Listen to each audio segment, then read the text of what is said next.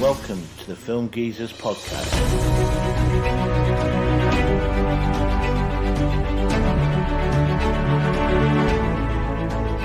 Hello, welcome to the Film Geezers podcast. I'm Robbo. I'm joined as always by Cheeto. Hello. And today we're just going to do our year in retrospective. So 2021, bit shit year, wasn't it? Really? Yeah. in terms of things like pandemic and other things.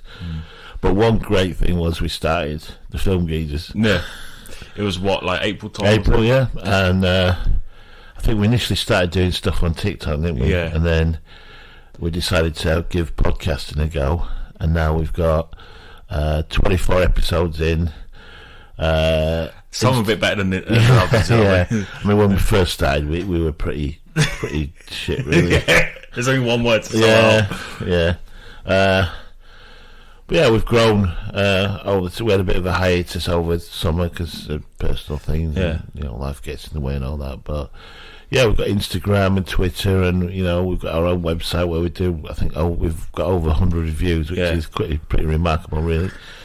So yeah, what's are you got any? First off, you got any New Year's resolutions? I think you always got to watch your weight, don't you? Yeah. What? Yeah. I don't know. This is the thing. Because before we started it, we were always like into movies, weren't we, and stuff. And we've always wanted to do it. And maybe that was like last year's, like New Year's resolution. And obviously the problem with the pandemic is the cinemas were closed. So all we really could do was start with reviewing kind of older existing films and things. So previous years, like that has been my New Year's resolution to actually start something in film. So I suppose just keep it up with it and hopefully go to newer heights. I think. Yeah. Big one. What about you? I think I'm just going to be more of a dick to people. Yeah. I'm a nice guy, really. And, you're nice to people. You just get shit on all the time. So. Well, don't you sound like a lovely person? No. Like you say, I'd love to see us really take off next year, and I think we really need to. Because last year we were a little bit, you wake up and you think, I don't know, want to do a podcast today? But like, we'll put it off. We'll do it tomorrow. And then it was like next week, and then we'd be a lot more regimented. But like I said, it was our first. I mean, we haven't even been doing it a year yet. No. So it's like we're still learning now. Yeah.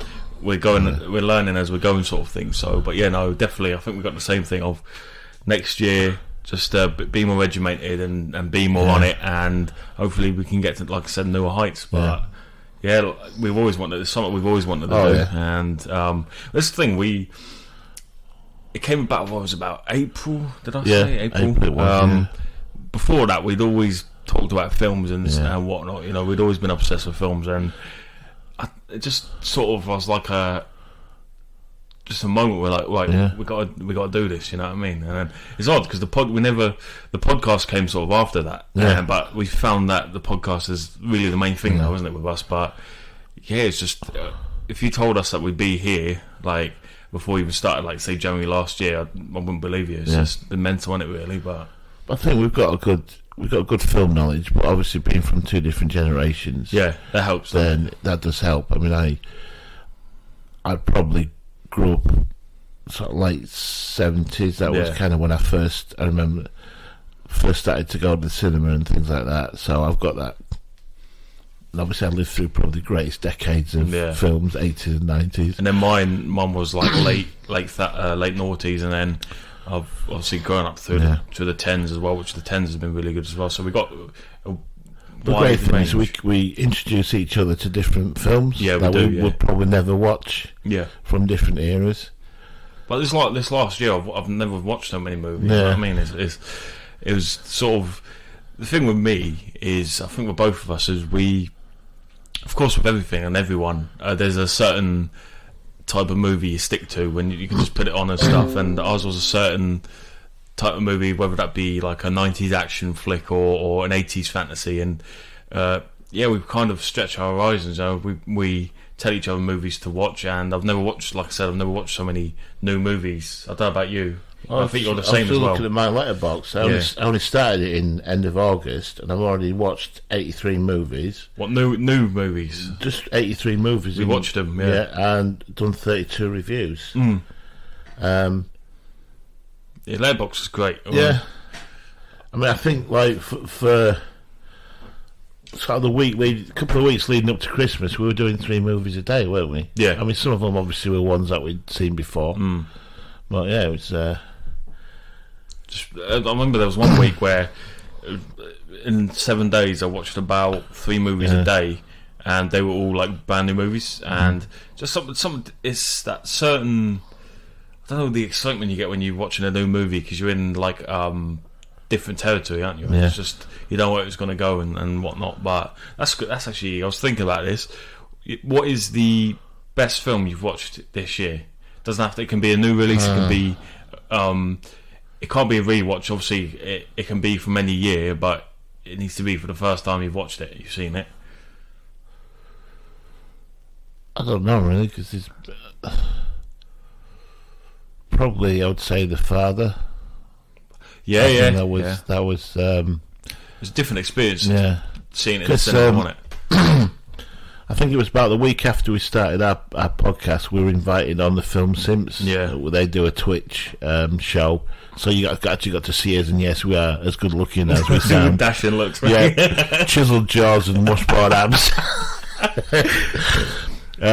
And they were reviewing Nobody, wasn't it? Yeah. And so we had to go to the cinema to watch that, which was an experience in itself. I thought it was a really good film. Nobody's really good, yeah. And I don't know about you. I don't like to go and read up about a film I'm about to watch. I don't kind of spoil it. No.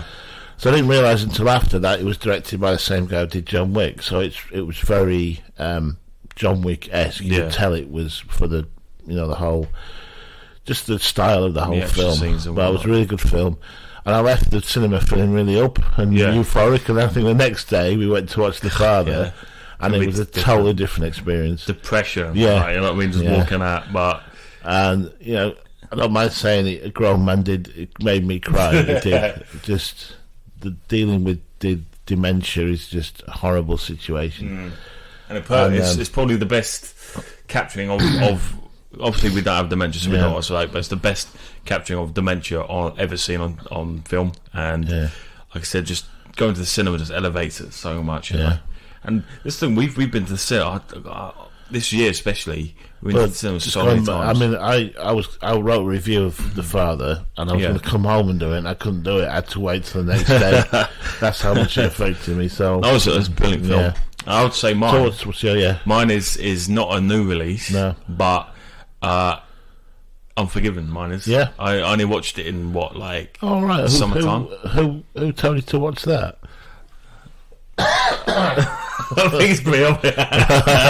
No, but I think the reason why, because this thing, the best film I've seen this year, don't come at me, people, but up until this year, I'd never seen The Godfather, and I've still not seen the third one. I've still got that. But there's always those films, like those iconic films that every individually we've not seen before, and that Godfather's mine. So obviously, the best film I've seen this year is. The Godfather, the first, because I've seen the first and the second, and they're both two of the best films I've made, but the first one especially. But the reason why I picked Unforgiven as my favourite film is because it completely changed my outlook on westerns. Like I don't know if it's because I'm younger and westerns weren't. You had a flow at like the end of the noughties, but westerns are pretty much non-existent, and. Unforgiven showed me that westerns didn't have to be campy. They can be brutal. They can get your heart racing, and just the simple fact of it completely changed my outlook on westerns. Up to Unforgiven, the whole genre was in decline. Yeah, and there were really no great westerns made. No, I can't probably not since the 70s, maybe. Yeah. And then the ones that were sort of, like you say, this sort of campy comedy westerns, and really Unforgiven rejuvenated the whole genre. Yeah, and the fact that I think it was a clean sweep at the Oscars for best picture, best director. I think it just showed me that they can be really detailed stories, and especially characters, they can have their own arcs and whatnot, and it really changed my outlook. And it made me watch a couple more. I watched 310 to Yuma, which is really good if you haven't seen it. It's a modern western. It's about 2007, I believe. Well, it's a remake of one from the 60s. Yeah. I think it starred Van Heflin in the Christian Bale character, and I'm trying to think who it was. It's just completely gone out of my mind. Is it whoever Russell Crowe was? But he played Superman's dad in the original Superman, Jonathan Kent. Oh, okay. But it'll come to me in about half an hour. But yeah, no, that's the reason why I'm picking it, because if a film can totally change your outlook on a whole genre, then I think it deserves to be up there. But yeah, no, Unforgiven is going to be one that's I'm going to rewatch for many a year now. So yeah, it was Glenn Ford was in the it comes to you then, has it? Yeah. So I've got a frog in my throat. I can see the cogs working in your head then. Overdrive, mate. And he was the Russell Crowe character. But yeah, kind of Unforgiven become again like a blueprint now for modern westerns. Yeah. Because it is gritty, it's dirty, it's violent. Yeah. And I guess that's what people think the Old West really was like.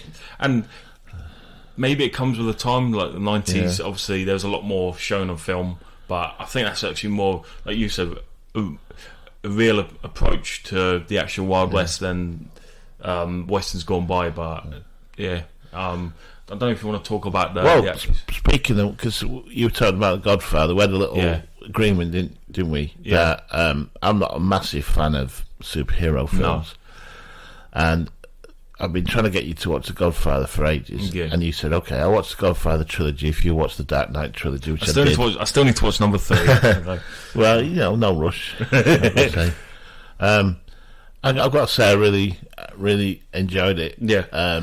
But I guess Batman is not your typical superhero. No. Don't really want to go into it too much, because we're going to do our next episode is going to be a Batman. Yeah, special. In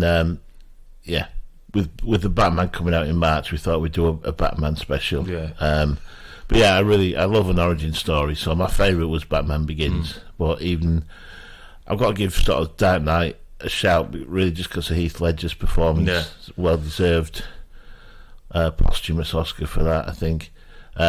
Very different to the 89 film. Oh yeah, 100%. But yeah, so really, so that's another highlight. Yeah. And it's given me, cause it's amazing, really, because I've not really watched a lot of films that Christian Bale was in. Yeah. But I've seen this year, I seem to have watched a lot more. And he's probably now in one of my top 10 lists of actors, just because I saw there's a film called Out of the Furnace with Casey Affleck, which obviously is going to be depressing. Yeah. The Batman American Psycho again. I only watched that this year. Great film, brilliant film. But yeah, just Vice as well, and just what he goes through for his. Yeah, you've got to commend that, don't you? Yeah, I mean, on The Big Short he was in. Yeah, Big Short as well, yeah. But how he immerses himself in, he's very, very method, immerses himself in the characters. You just need to look at Machinist. Yeah. He had an apple a day with some black coffee, got down to unhealthy. Probably if he dropped any more pounds, he'd be dead. Yeah. And then a year later, he looks hulking as Bruce Wayne. You know what I mean? It's just it just shows his acting ability, but also, like you said, the lengths he goes through to get to play his roles. You know, but is there any actor you've sort of seen that you've not really watched much of and got a new appreciation for?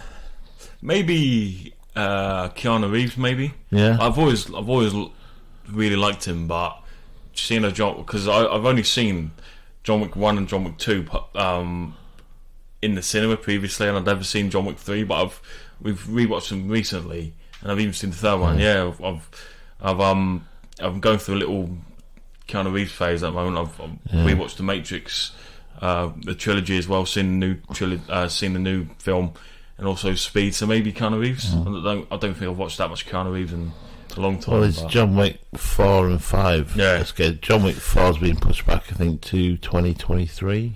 now. Right, yeah. But yeah. Yeah, another significant event happened this year is I bought myself a 65-inch 4K Ultra HD TV, and I've got to say, rewatching films it's like watching them over again. So I think the first film I watched on that was Blade Runner. Yeah, and it's just, I forget sometimes how amazing some films are when you watch them again, and you just think, wow, I'd forgotten how good it was. Yeah, and that is always going to be one of my favourites. Well, I mean, Blade Runner, I think you'll find it. Anyone will find it hard to argue against you if you say Blade Runner's got the best cinematography in history, and to watch on a 4K TV, it just fully immerses you in. I know it wasn't in 4K, but it does upscaling, so it looks better than HD. I mean, Netflix are now doing films in 4K, and I've actually started to buy films in 4K now. I mean, we watched Speed the other day in 4K, didn't we? Speed, Terminator 2. It completely changes the actual experience of watching the film, doesn't it? Because I bought the original Star Wars trilogy in 4K, and it looks beautiful, amazing. Doesn't it? I was actually having a conversation with a guy on Instagram, I forget who it was, but he just bought the Indiana Jones 4-disc set in Blu-ray. Yeah. And I said, what are you going to do when Indy 5 comes out?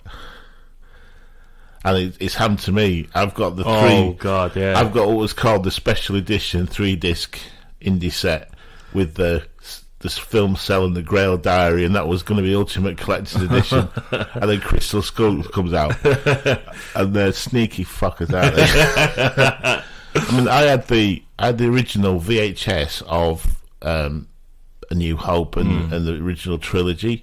This is the theatrical release one, not the special edition. Yeah.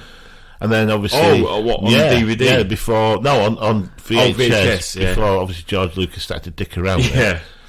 But then obviously when a new format, then DVD came out, so you have to buy them over again, and then Blu-ray. That lasted long, didn't it? I had the Blu-ray 1 to 6 of Star Wars. You've had Blu-ray and you've had Star Wars and Blu-ray, DVD. Yeah, exactly. Everything. Yeah, so it's just never ending. Digital as well. And it's not like fucking George Lucas needs any more money, is it? You know.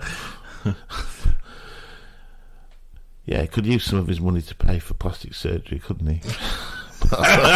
You're just ripping in a George Lucas. I cut out. Am I going to allegedly? I don't know. just saying that. There's going to be like a riot with Star Wars fans.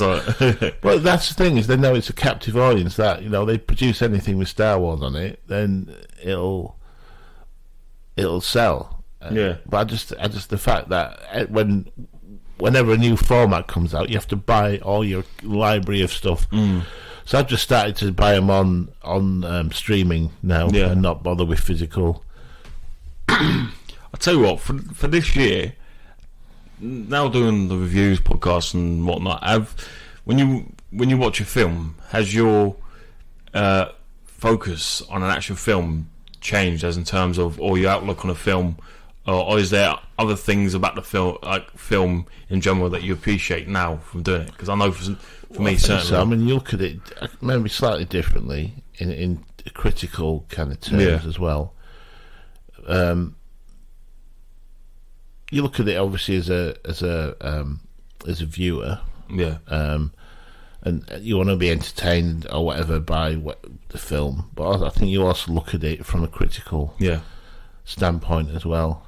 Oh yeah, for me personally, like I said before, with the appreciation thing, I don't only just put on a film and watch it now. I look at extra details or whatnot, and also appreciate, like, when I was younger, I always thought, like, it's just the actors, but there's so much more that goes into a film than just the actors itself, even the director. You know, I appreciate. Well, I look more at the credits and, like, the director of photography or the cinematographer and, you know, other people involved, because they often are involved in other films as well. Yeah. And you tend to find, like, certain films, they look similar in not in just the way that they are, say, lit or photographed, and you find that they've got the same, you know, director of photography, etc. So Even things like the writing, like I'm really into writing now and stuff, and we've always said how's the script coming along then? Says you. we were going to write the ultimate script, weren't we? But that's still pending. Yeah, it's still pending. Yeah, when we're multi-millionaires, and we assume that like we'd take it to a studio and they'd let us direct it as well, and maybe even be in it. Well, mate, when you got Burt Lancaster's looks, mate, they're going to let you act in it. I think probably the greatest thing that happened to me in 2021 was I got to see my favourite film in the cinema after so long. Well, like, you back in the day, you're like, they'll have it on in the next couple of years. It's always going to be on, and it took 10 years for this film. Jaws. My mum and dad, they said they watched it when it first came out in '75, and I was 3 years old. And about 10 years, well, not 10 years, about probably 5 or 6 years ago, it came to our local cinema, and it was a single showing, and I thought, it was a Sunday afternoon, I thought, well, no, it'll come back, and it didn't.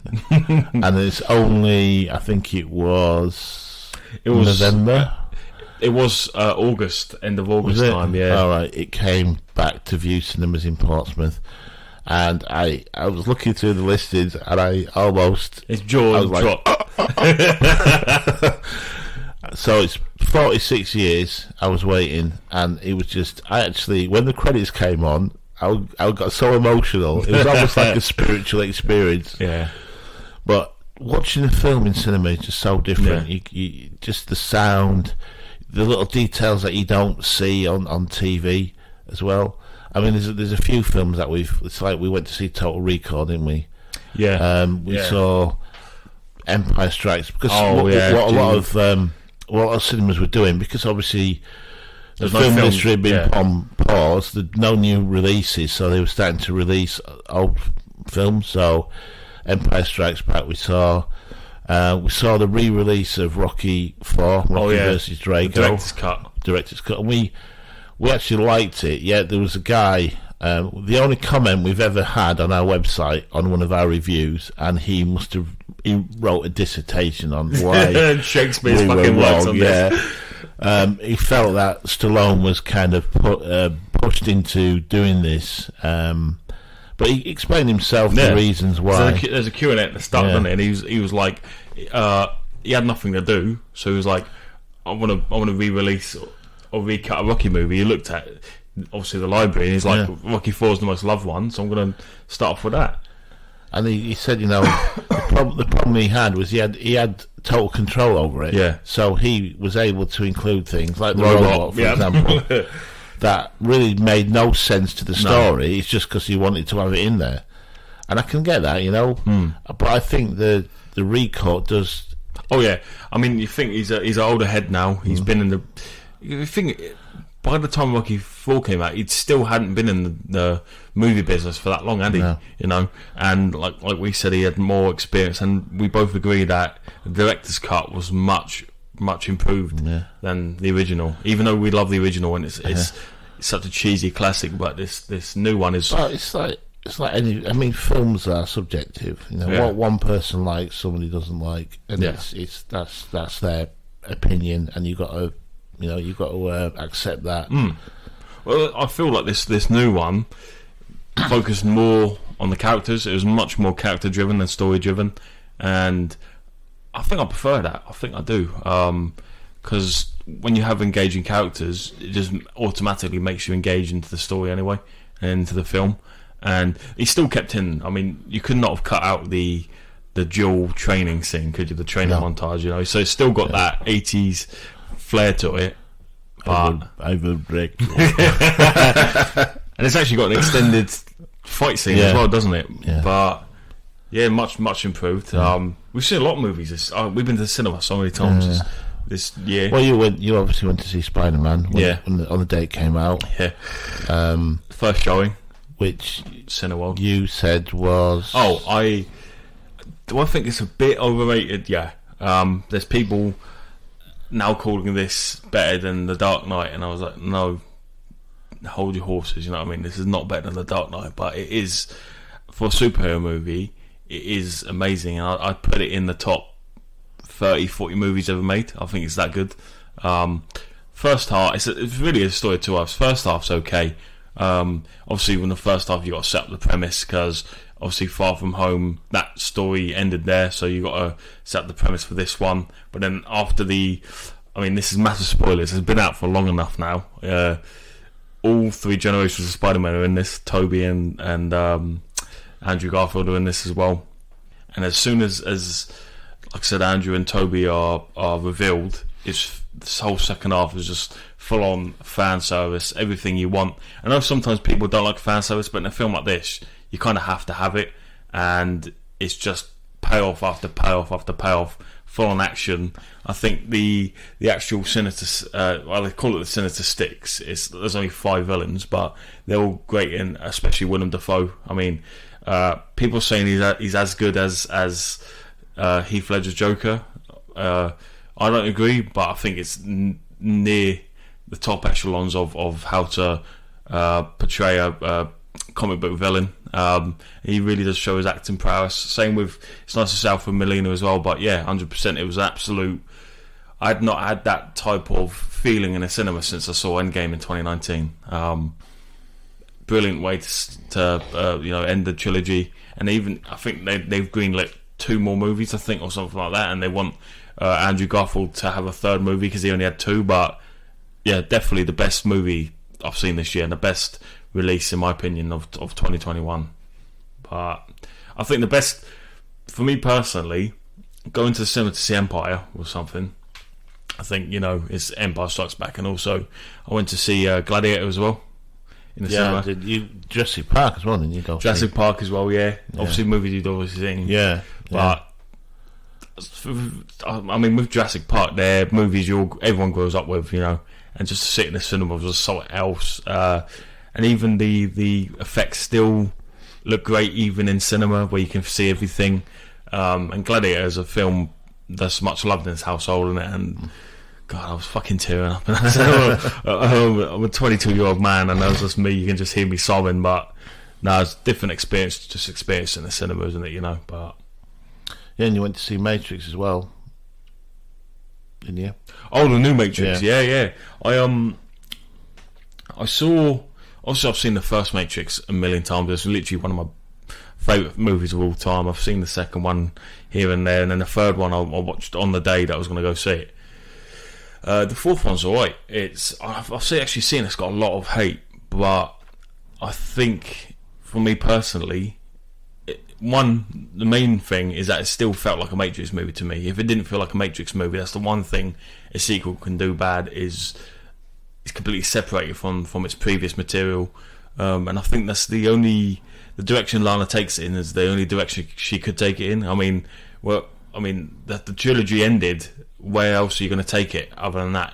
So I think if you're a Matrix fan, you should see it. And I think the only thing is that you do have to watch, in my opinion, the trilogy to understand what's going on. But it was alright. It's nowhere near the original Matrix. In my opinion, the original Matrix is one of the best movies ever made. But I'm always a bit cynical about films that have a sequel that's so many years after. Yeah, it kind of smacks of me a little bit desperation. I mean, it is a bit cash grabby, I must admit. It's like, well, we're not really doing a lot. The director's not really doing a lot recently. Let's reimagine or reboot or have a sequel to a much loved film. Yeah, I mean, it's something obviously Stallone did with Rocky, and then with Rambo, and just what we're going to have next. Die Hard 73, Die Hard in a wheelchair.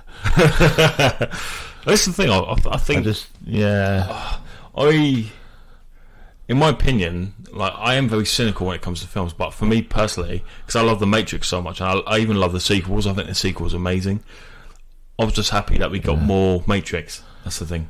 Because I've read somewhere, I can't remember what it was, but apparently Michael Keaton's going to return as Batman in. Yeah, I've seen that as well. Is it a TV series? I think so. They did that with Superman, didn't they? And I just think, well, why? It's just, again, it's that kind of thing of trying to people who loved him as Batman are going to watch it. So it's trying to grab an existing audience, but then obviously trying to get a new audience in. It's like with the new Ghostbusters film, Ghostbusters Afterlife. Yeah, they get the original cast in, but how long are they in the film? It's just to, it's like with the Spiderman films. You get the two original, the two previous. To be fair, they are in the film for a lot. Yeah, but I'm just saying, it's kind of. It sort of appeases that it brings in people who loved, Tobey Maguire as Spider-Man or Andrew Garfield as Spider-Man, and then it's trying to get introduced like a whole new audience to those as well, whilst trying to keep the existing audience. That's the thing. I grew up with the Sam Raimi movies. You know what I mean? They were my era of movies, Spider-Man movies. I was just so sick to see him in a modern Spider-Man movie, and it's so sick to see them all together, and it really explored the multiverse. And I know that's something you don't really like about modern is it the superhero movies you don't like about how they're all connected, isn't it?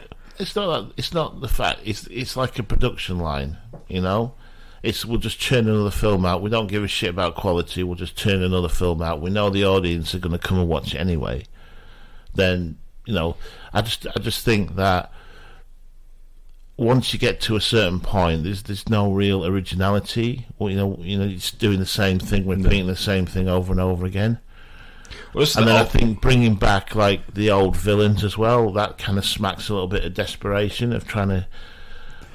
I was scared for this movie. I was hyped as hell, but I was scared because I was like, when movies are this hyped, or when they go to this lengths to heighten the movie, it always falls flat on its face, and I was scared of that. But like I said,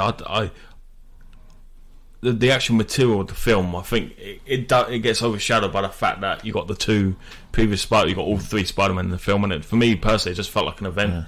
Like with Endgame, it just felt like a whole huge party almost. People in an English cinema were actually cheering. That goes to show, like, I know there's people love these films. There's a big following, and I'm not saying there's anything wrong with that. I respect other people's views, but I'm just obviously a bit like Scorsese and Ridley Scott. Just in my views about. What's the thing? I think it's generational as well, though, because previous films from maybe back in your day. They didn't have the technology to show this whole multiverse, or they just didn't have the ideas to do that. Where now it's a very new thing now, so maybe it's just the fact that the tide is turning when it comes to cinema, modern cinema. You go back to 1930s Universal horror films; they were the first real multiverse with crossovers and things. But maybe. But I just think you look at the money being spent on these films. I mean, you're talking about hundreds of millions of dollars. You think about how many independent films could be funded. You could fund 100 independent films with that sort of money. So how many people are out there, filmmakers struggling, not getting recognised, not getting discovered, not having their project, But Disney know how to make money, don't they? And they know when they see money. It could be the next Coppola or Scorsese or Ridley Scott out there, and wouldn't get discovered because the money that's being spent.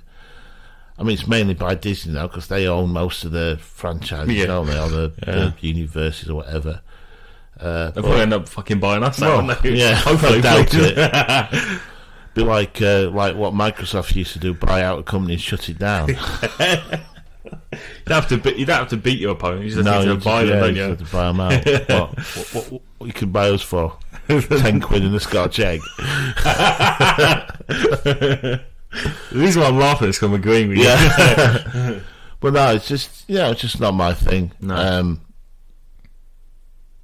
But like I say, fair enough. Everyone. This thing is the thing with film and just anything in general is this opinion, isn't it? Yeah. I know there's certain people in the film community that don't understand opinions. It's not like I don't like superhero. I mean, I loved the original Superman. I loved Dark Knight. I actually watched the first two Raimi Spider-Man films with Tobey Maguire. So, but I just think, where do you go with the story? It's then you have, you spin it off, you cross it over. It's like with Disney Plus. How many spin-offs are you going to have of a franchise? Although Book of Boba Fett looks quite promising, I've got to say. I know it's not movies, but it came out the other day. and I love The Mandalorian. Yeah, Mandalorian is great. Yeah, I could say it's Star Wars now, don't I? So I've completely contradicted myself. Just ignore all that shit before. Well, yeah, it's like it might be a generational thing. Maybe I don't know. That's what I think it is. But I was probably the ultimate. My generation was probably ultimate film nerds. You know, with Star Wars and everything coming out. Star Trek as well, massive following. Yeah. So, yeah, I mean, you'd expect me to want to sort of love these sort of films, but. Well, I think as well, it's maybe my generation's version of maybe Star Wars. I mean, don't get me wrong, I like Marvel. I used to be a huge fan. I don't know if you know how it works, but in phases, I don't know if you've heard of phases. This has gone on to a full-blown fucking Avengers thing. Oh, I will run with it. The films go in phases, so you have phase 1, phase 2, 3 and 4, and the current one is phase 4 when Black Widow started, and all the films after that, it's been dog shit in my opinion.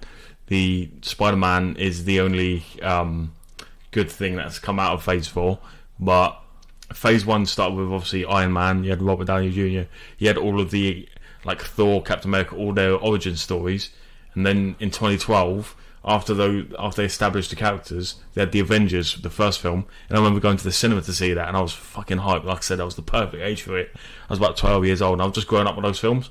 And each phase, say after phase 2, phase 1 ended with the Avengers, phase 2 started with Iron Man 3. It showed his his PTSD after the events of it, and then you went through these phases, and the whole Infinity Saga, which is phase 1 to 3, ended with Endgame, and now there's this new crop of superhero movies that I don't really care for, because it establishes new characters, but I was like, I've grown up with the other characters, they're the ones I care about. I don't really care for the Eternals or whatnot, so I think it is even now with I have lived through my adolescent years and now as adulthood, I've lived through a generation now, so there's a new generation of moviegoers, and maybe they're trying to push for that, maybe these new characters or whatnot, but I mean, it's nowhere near executed as well. Like I said, Phase 4 was a bag of shit, but maybe just your opinion. I mean, there's probably people who really love that. Yeah.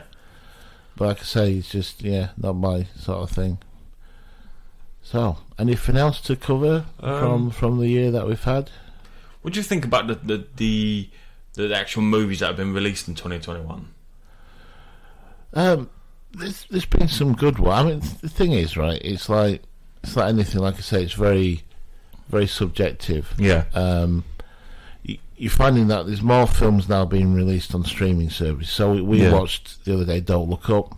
Oh, that was good. Yeah, which I enjoyed that. Really enjoyed that. But I've read really mixed reviews. Some people hate it. Some people love it. I think with because what I do is I'll go into IMDb or Letterboxd and I read the reviews, and I mostly read the negative ones to see where it's a different mindset. And most of the negative reviews for that film were people just. I don't think people got the film basically. I mean, it's essentially a satire, and I think it's spot on about state of politics now, state of social media, state of mainstream media. And for those people who don't know, it's about two astronomers who discover a comet heading to Earth, and it's a planet killer, and the people just don't care about it. I mean, we had two celebrity singers getting back together and overshadowed the actual news that the world was going to have. And it literally, it's how if we got the news tomorrow that a comet was coming down and going to kill us all, Armageddon, basically, that's how it would be, that's how it would play out. And it's it's how the political establishment want to ignore it because it's not good for their then sort of re-election campaign or whatever it is. So it's just I thought it was very accurate. It was some people criticised it for being a little bit slow in places. It does maybe the second act is a little bit slow, but I just think it's some really good satire on there. And that's from Adam McKay, who brought us like The Big Short. He actually he's very talented as well. So I enjoyed that.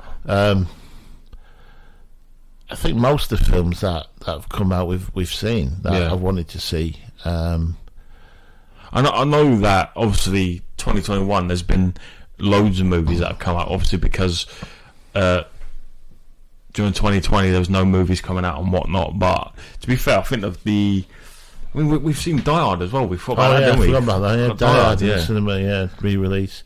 That was 6th December. Yeah, December 6th, and that was a totally different experience. Yeah, obviously, just in time for Christmas, wasn't it? Yeah, because it's a Christmas movie. I've seen so much debate if Die Hard a Christmas movie, and we've been through this on our previous podcast, so it is a Christmas movie. It is. But yeah, I mean, I couldn't remember if I'd seen it in the cinema, and I hadn't, and it is such a different experience again.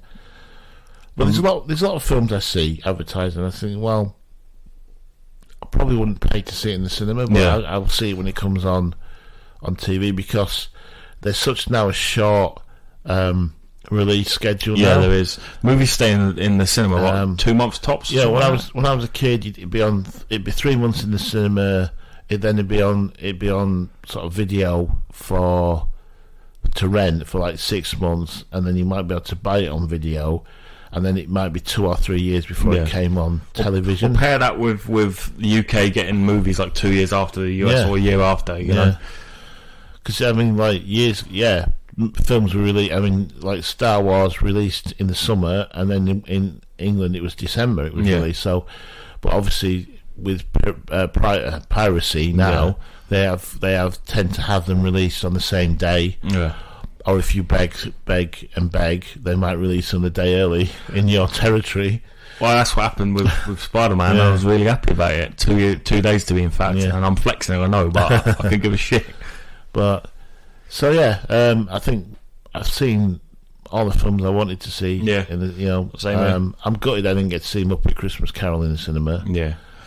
But it's not fair if all of us can't go and watch that as a family, because that is a family tradition of ours. Christmas Eve we watch Muppet Christmas Carol. Anything you're looking forward to next year? There's one movie that trumps them all, in my opinion. That's the Batman.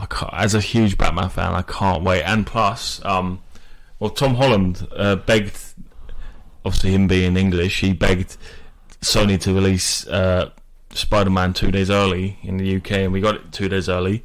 And of course, Robert Pattinson, being English, begged Warner Brothers for it to be released early, and it's going to be released 2 days early, I believe, in the UK. So we got it earlier. That's another flex. Come at me. But 100% Batman. It looks. I know I'm really nerdy when it comes to Batman, but I counted down when the first trailer came out. Have you seen the trailers? Yeah, and it looks Did absolutely it show amazing. You much? It looks very dark. It actually looks... Because is this a reboot of... Yeah, it's going back to the origins again? Not origins. No. I don't know. I don't know what it's going to entail, but he's already got a suit in it and stuff. Right. So it'd be interesting to see what they do with the character, because obviously at the end of Dark Knight Rises, Bruce Wayne disappears. They flee, don't they? He fakes his death and disappears. So it'd be interesting to how whether it's going to be set after that or it's going to be a reimagining. They obviously had the Ben Affleck. Batman, the DCU, but they didn't quite. For one, Ben Affleck. Well, we'll get into it obviously in our Batman special. Yeah. So I'll save that for that. But we had Ben Affleck, but this one it just looks really dark. Like even the film itself looks dark, even darker than Nolan's trilogy. But even the actual cinematography, the screen looks really dark and. And he look. I must admit, I've seen people already shut down Robert Pattinson, but I know you get the Twilight thing. I actually don't mind Twilight, the first one. I don't care for the other movies, but he's carried around that sort of. I wouldn't call it a burden, but he has been typecast slightly for that. Of course, it was his first real major. I mean, he was in Harry Potter, but it was his first real worldwide success.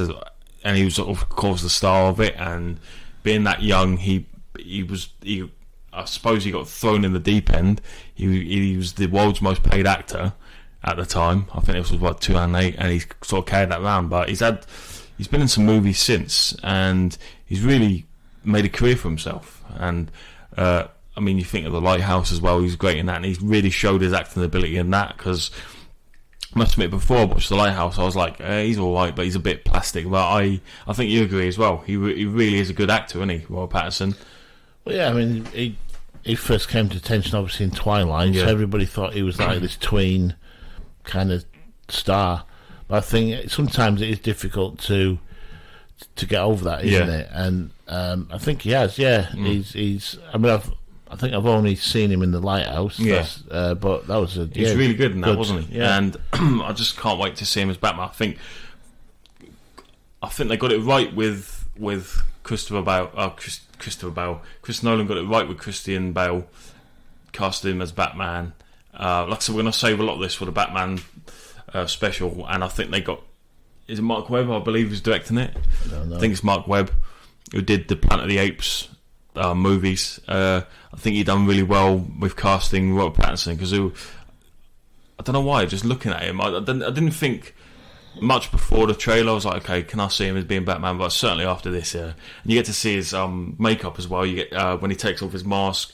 Not something you get to see all the time. And I think Paul Dano as the Riddler is a perfect casting. I mean, he was great in Prisoners. Obviously, as the Riddler, I think the Riddler's going to be the main antagonist in this. You've also got the Penguin, Colin Farrell. I'm not the biggest fan of him, but he seemed to.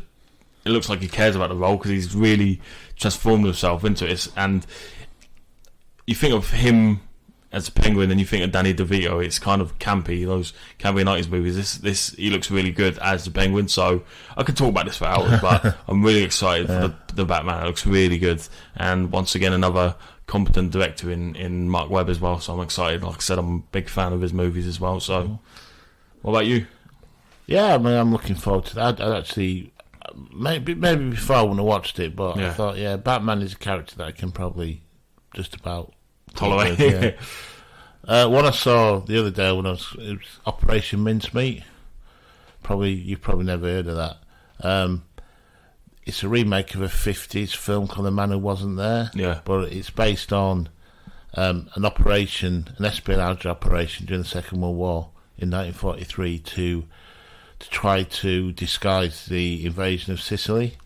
So it's actually happened. It stars Colin Firth, and it's another Netflix original film. I think it's coming out in March next year. So it's obviously being I didn't even realise big history fan as well. Yeah, I've seen the original film. I've read the book. I don't want to give away any spoilers. But it's probably worth if you like Second World War history, or Colin Firth. You know, if you draw a little Venn diagram, everybody will like it. Then it's. I can't really. I can't. You know, I don't really. I know a lot of films have been sort of put back, haven't they? I mean, there's a lot of good releases going to be next year. I don't know if I mean, Top Gun's coming out. I don't know if I'm that excited for it. I don't think there needed to be another Top Gun. I mean, I actually think Tom Cruise has got way better, and his movies have got way better as he's got older. Lightyear as well. For my Toy Story fans out there, Lightyear looks really good. You've got Death on the Nile. That's the follow-up to Murder on the Orient Express, Kenneth Branagh's film. Of course, Jurassic World Dominion's coming out, and we get to see Sam Neill, Jeff Goldblum, and Laura Dern return. I don't know for how long.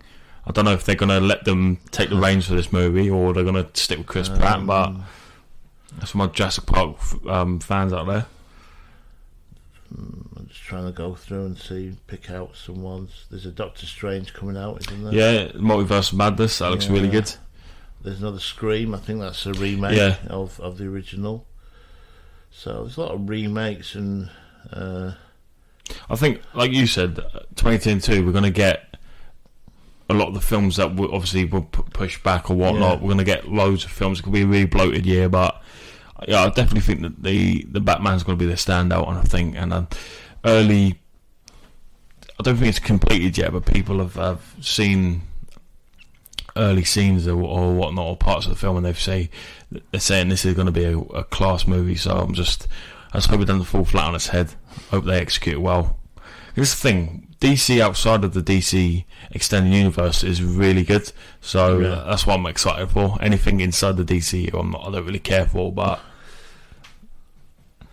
can't think of any more big ones coming out. But yeah, I mean, 2022, like we said, is hopefully it's going to be a good year. Yeah. I know we say that every year, but especially for the film geezers as well. Like we said, we're going to be much more regimented, put a lot more work in. I mean, we recently joined Good Pods, which is a podcasting app, and that's a fairly new one, and it's geared more towards indie podcasters. It's a whole community, and I've got to say that since we joined that, we have seen. I mean, we're up to over 400 downloads now, which I don't think that's bad in however months we've been going, 7 months. And I've got to say, for sort of 2-3 of those months, we weren't even putting anything out. So yeah, hopefully, little goals. I think our next goal is maybe 1,000 downloads, and hopefully Rome wasn't built on a day. No, and hopefully you, our listener, single listener, can put the word about and just help us with that. But yeah, we'll be here hopefully every week now. For however long, probably till I die in 18 months. What'd you say to that? I don't know. I just was. But yeah, so we, like I said, we really appreciate the support we've had for 2021. Yeah. Maybe to some people, 400 downloads and up, but to us, like we're babies, aren't we? Yeah, in podcasting terms, yeah. And we just really appreciate it, and like we're going to put the throttle even harder next year. And we're on, like I say, we're on Twitter, we're on Instagram, we're on Facebook at the Film Geezers. That's our handle. We've got a website, thefilmthegeezers.com.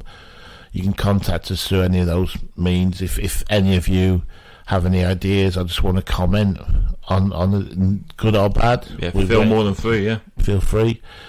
It's an open discussion with us, isn't it? Yeah, definitely. If anyone wants to come on the show, yeah. If Keanu Reeves is out there listening, you're very more than welcome. I love Robert Patterson. You want to come on talk about Batman? I've just been blowing smoke up his ass. Come on, lad. Yeah. So I think that's all that's left. Is just to wish you. I mean, we were going to record this yesterday, but I slept in. But so Happy New Year, and thanks for listening. Thank you. Thanks. Bye.